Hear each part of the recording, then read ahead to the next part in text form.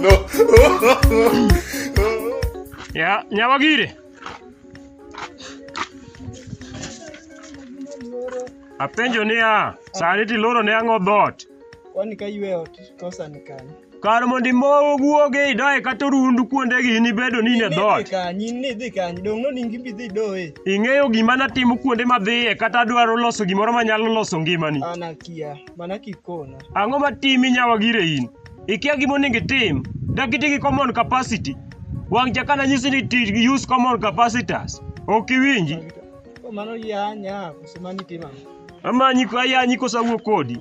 Ka ng'aye ji wacho na jaduong' malelo. Wang' chaka jirani nobiro ni jaduong' malelo. Nyawagire dakitie gi common capacitors.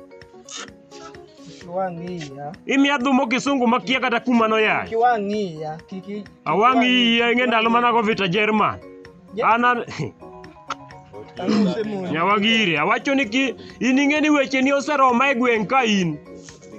Ne akori weche ni oroma e kor gweng' ka. Nyawagire. Monde adi mosekona ka kichalo. Karibu. Kuna twende.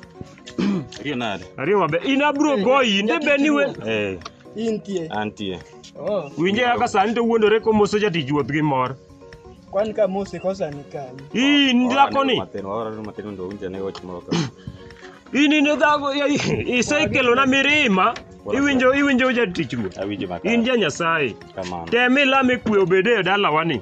Kweno makelo no. Nyawagire ni kopo ni welo donjo to ong'eyo kasore kaka en dhako maler ndi. Chuori na eko mine wendo moyango donjo no dakae gokinyi. Erokamano.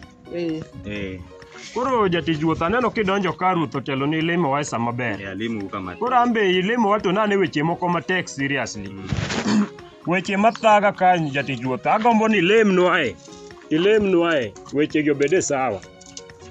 Gimoro ineno ber ka ji bede gi kwe dak. Kamano. To an dhako ni oketa aonge kwe darkna. Aketi onge kwe na. Dongina miketa maonge kwe. Awacho ni dhi e mosa wacho alero ne pasta gi weche ma itimo na e dala. In weche gi te ok idwa na wache mondo Nyasaye oloke ngimawa. Pile idwa ne akisik ni walwerore kodi in. Kar in dhaka ilagani makata wendo nitie mobedo buta wendo moningo oluor. Ok ibed mos. Kare magi to kona nyuomora ga ng'ogi ya. Wachino makauno pela.